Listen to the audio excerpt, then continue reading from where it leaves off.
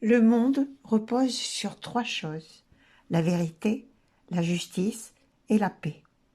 Hillel, un sage au temps de Jésus. Je me souviens, à peine assise sur ce lieu désertique, nous étions un petit groupe, je tombais en profonde méditation et je n'attendais même plus le Chanel qui nous accompagnait de sa voix douce et ferme dans cette méditation sur ce lieu sacré. Les énergies sont puissantes et votre champ magnétique pénètre dans les pures énergies de ce lieu pour y faire un. Combien de temps se sont écoulés? Je ne sais pas.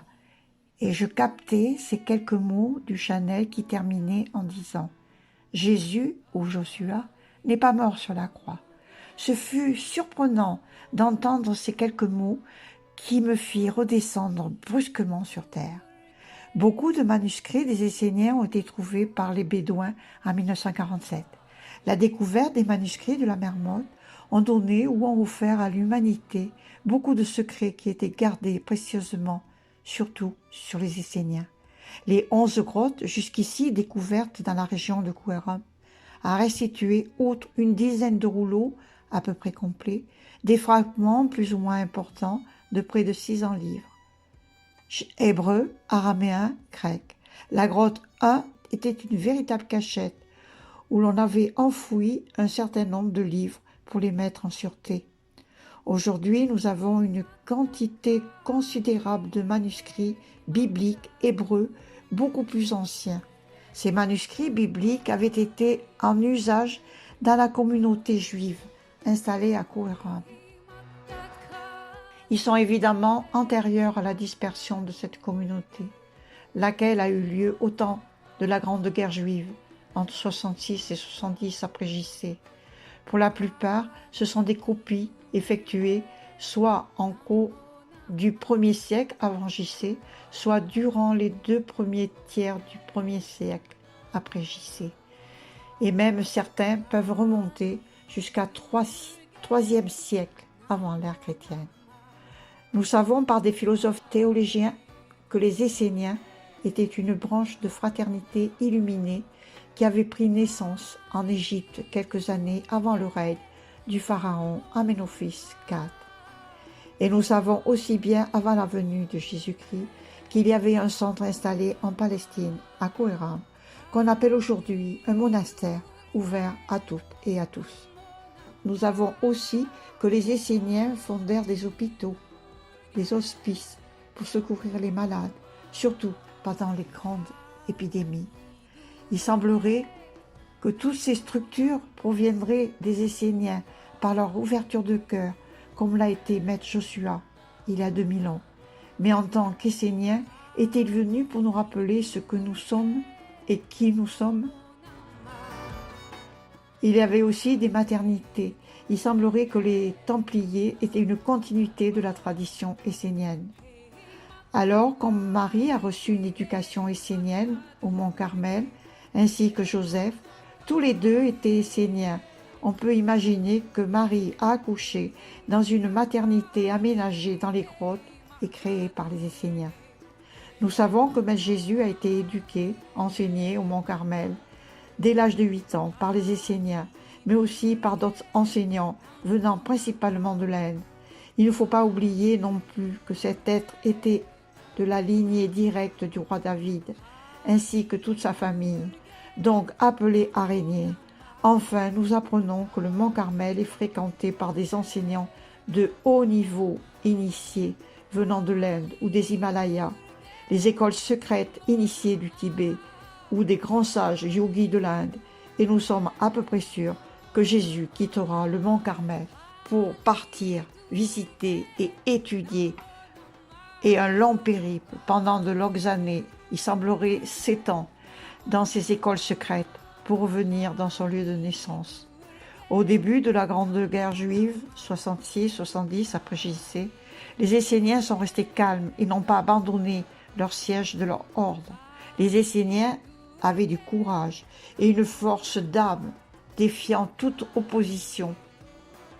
Et par leur clairvoyance, leur clairaudience et leur clair ressenti, de grands guérisseurs ainsi, les Esséniens étaient des hauts initiés et certains d'entre eux possédaient une exceptionnelle faculté de prophétie.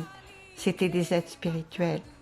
Joseph, père de Jésus, lui-même a rapporté plusieurs prédictions qui s'étaient parfaitement réalisées.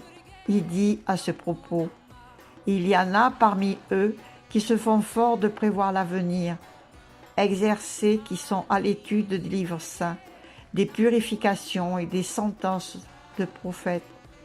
Et il est rare qu'il leur arrive de se tromper dans leurs prédictions. » Ils savaient à quel moment partir de leur lieu de résidence, là où étaient toutes les archives de la Terre Sainte. C'est ainsi qu'en mars 1952 fut découvert dans l'une des nombreuses grottes des feuilles de cuivre très minces sur lesquelles était gravé un long texte en hébreu. Les Esséniens étaient des professionnels de l'art, de la cryptographie. Il semble que les bâtiments de Qumran furent attaqués et détruits par les Romains en juin 68. Après avoir pillé et massacré Jérusalem, ils ne trouvèrent aucun secret. Il semblerait que les ouvrages de la communauté les plus importants, très riches en connaissances ésotériques et religieuses, leurs connaissances étaient tirées tant du bouddhisme que du zen avesta, et leurs documents provenaient autant de l'Inde que de l'Égypte, furent transférés au mont Carmel. Ils s'appliquent avec un zèle extraordinaire à l'étude des ouvrages des anciens, choisissant surtout ceux qui ont vu l'utilité de l'âme et du corps. C'est là qu'ils étudient pour guérir les maladies, les plantes qui défendent la santé et des propriétés des pierres. Sur les flancs du Carmel, nous y allons accueillir les délicats lys des champs et une variété d'herbes avec lesquelles nous préparons des remèdes pour la communauté monacale. Les Esséniens connaissaient fort bien le pouvoir des mantras qu'ils avaient hérité de contact avec les bouddhistes et comme le savent tous les mystiques indiens. Ce pouvoir n'est acquis que lorsque la parole exprime parfaitement la conviction de l'esprit.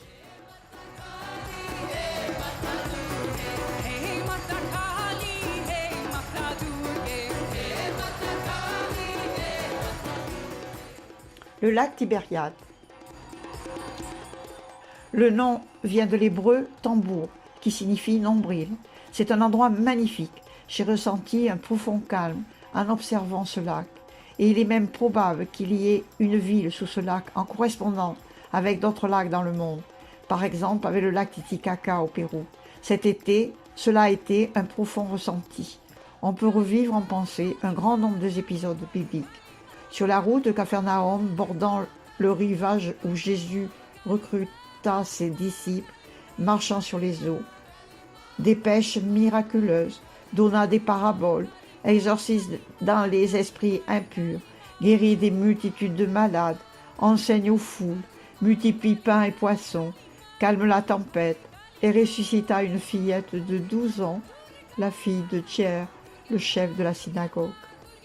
Le lac à 21 km du nord au sud et 12 km dans sa plus grande largeur. Il est alimenté par le Jourdain qui le traverse du nord au sud ainsi que par plusieurs petites sources. Autour de ce lac, on trouve de nombreuses sources chaudes, le sous-sol étant très volcanique. On peut rappeler aussi que de grands mystiques ont leur tombeau dans la région, par exemple Cheto Abouria, le compagnon du prophète Mahomet, ou le mausolée de Rabbi Meir Beel Enes, un illuminé. Mais n'est-il pas un centre important de l'histoire biblique tant sur le plan de l'Ancien Testament que du Nouveau? L'Ancien Testament nomme le lac de la mer de Galilée. C'est un des plus grands réservoirs d'eau d'Israël. Après la grande destruction de Jérusalem en l'an 70, Tibériade devint un grand centre d'études rabbiniques et fut reconnu au IIe siècle comme l'une des plus grandes villes sacrées de la Terre Sainte. Pas très loin, il y a les ruines de Magdala, la demeure de Marie-Madeleine. Luc 8, verset 2. Le Jourdain. C'est aussi grâce à l'Inde, à l'Égypte et aux Esséniens que nous devons le baptême. Infinie gratitude dans notre cœur que nous sommes prêts désormais à parcourir le lieu où Jésus fut baptisé par Jean le Baptiste le Jourdain. Je fus à la fois surprise, étonnée, lorsque j'ai pu atteindre les rives du Jourdain. Je m'attendais à voir un grand fleuve large, immense, tel que nous pouvons voir les fleuves en France, la Dordogne, la Seine, la Loire, etc., ou le Nil en Égypte. Au contraire, c'était la taille d'un ruisseau. Le Jourdain fait partie d'un ruisseau sacré grâce au symbolisme auquel il est associé. Le rôle du Jourdain dans la Bible est celui d'une frontière entre deux états, l'ésotérisme ou la philosophie hindoue. On se souvient ce que j'en dis. Pour moi, je vous baptise avec de l'eau, mais il vient, celui qui est le plus puissant que moi, et je ne suis pas digne de délier la courroie de ses chaussures. Lui vous baptisera dans l'Esprit Saint et le feu. Luc chapitre 3 verset 16. Le baptême d'eau se rapporte à la nature fluidique de l'émotion, au flux et reflux qu'elle engendre, sans cesse entre les paires opposées, entre le plaisir et la peine, le chaud et le froid, la vie et la mort.